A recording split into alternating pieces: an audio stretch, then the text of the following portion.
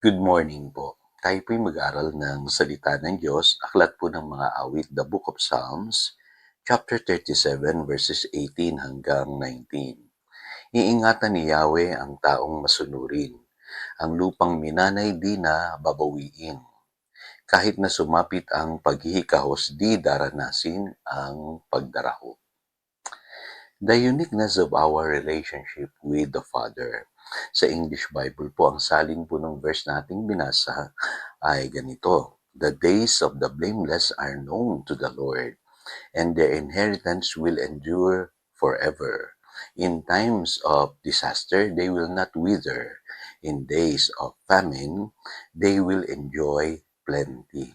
So, iba po yung magiging karanasan nating mga mananampalataya dahil po tayo ay mga anak ng Diyos.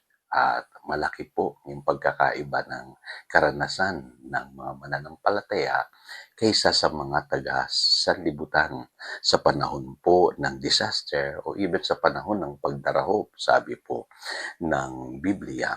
So, marahil ay napaisip kayo yesterday dahil sinabi ni Pastor na kakaiba yung nagaganap sa ating mga buhay.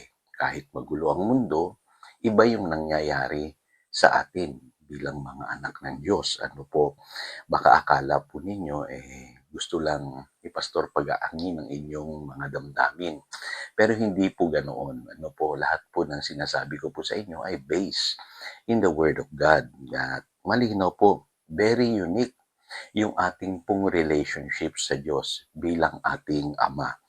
Ito po yung ipinapangaral ng ating Panginoong Hesus nung naririto po siya sa lupa. Ano po?